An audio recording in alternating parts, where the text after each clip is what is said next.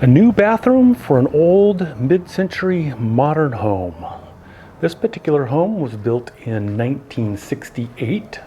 We purchased it in 2002 and enjoy it like most people that like the mid-century modern design of, tall ceilings, lots of glass, some exposed beams. However, bathrooms back in the 60s weren't considered a big item, especially not in size. So they were a little bit on the small side, but we've learned to live with it. We have some closets that are bigger than this family bathroom. So after being here 20 years and a little bit of an older look, we decided to update and remodel. A full remodel for the most part. Now with this particular mid-century modern family bathroom, the only things that are really mid-century about it is that we have a little bit taller ceiling that slopes upward, as you can see, kind of on an angle, which is a nice sight line if you're not in the bathroom. And we have the wall-hung toilet, which can be intimidating to some plumbers, but don't worry, they are really easy to replace. And we have this beam that runs through the bathroom. Other than that, it's just a normal family bathroom. Now, this was a tub shower design, and we did have a sliding door on it, and we kind of like that.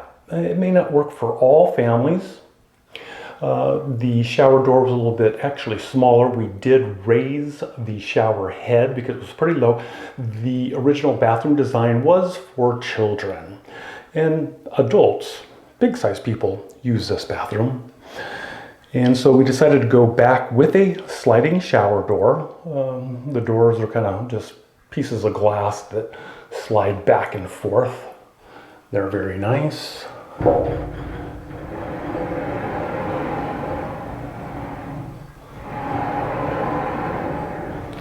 Now, one of the big things, if you're doing a bathroom remodel and you're replacing the tub, was what tub do you go with? Do you go with one of those new acrylic ones? Do you keep your old one? Do you go with a steel? And of course, that occupied a lot of our time deciding what sort of tub we wanted to get. Now, we had a cast iron tub in here and looked at all the alternatives, and we decided to go with a steel tub. So you can kind of hear that because there's, pros and cons. One thing I have noticed is that the steel tub is a little bit higher on the bottom, so when you step into it, you're going to be stepping up an inch or two, which can be a little awkward for some people. It's not quite as big as the cast iron tub. We're talking inches, but the smaller size of the tub is for strength. Now, because we were going with the shower doors, we opted against the acrylic because we were going to have the shower door epoxied on there, and we didn't want that on that acrylic tub. Now, steel tubs, enamel can chip, and we did get a chip from the tile that was put in, but you can't even tell after they repaired it that it was right there in the corner. So the contractor did a good job of repairing that. We did have the recessed soap bar shampoo thingy put in, and they did a very nice job on that. The design of the tile was meant, to be clean, kind of like that hexagon pattern, nothing too wild, a little modern. And it seems to have worked very well. It looks good.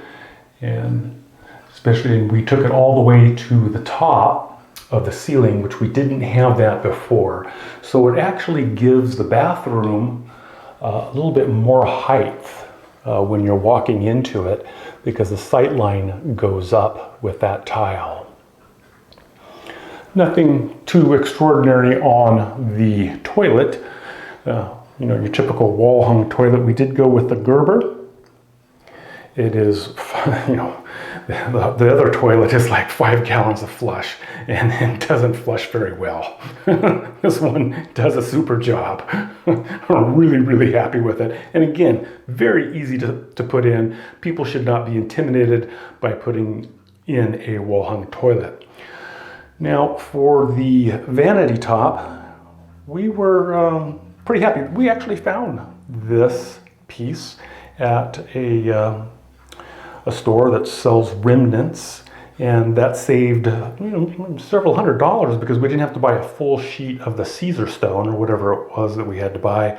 This was a very small, maybe 4 by 5 foot section, and they were able to just put in the little backsplash on there. We've got the nice Kohler sink.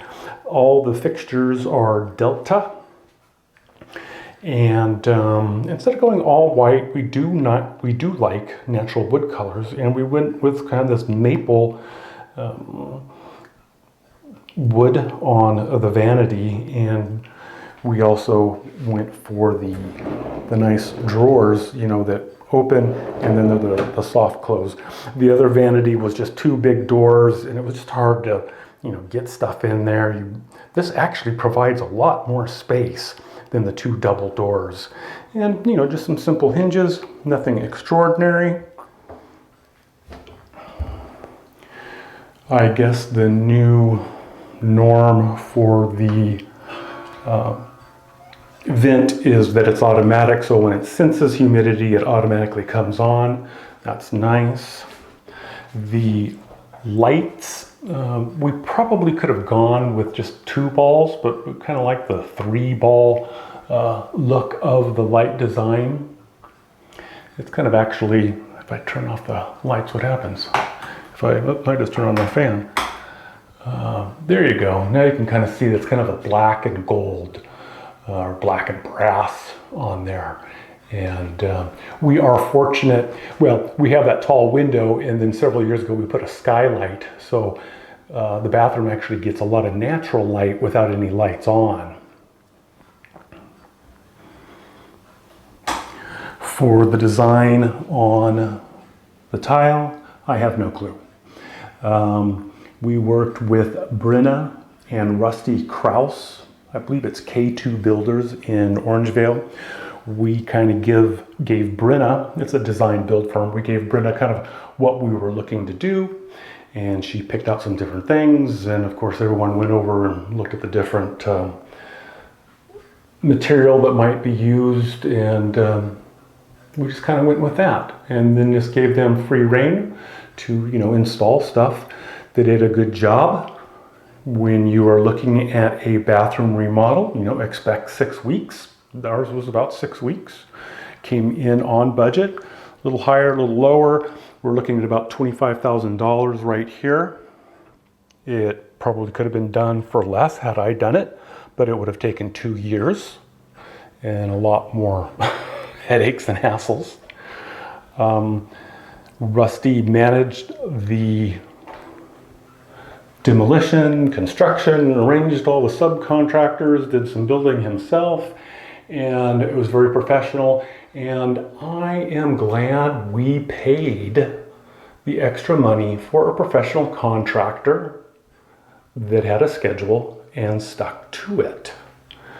So overall, we're very happy with this little family bathroom.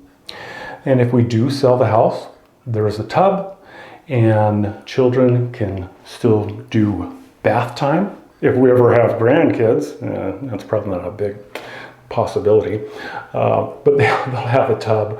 And so overall, we're very happy. I wouldn't say in terms of mid-century modern that, it screams it, but it's nice and modern and very comfortable. So there you have it, a new bathroom in an old mid-century modern home.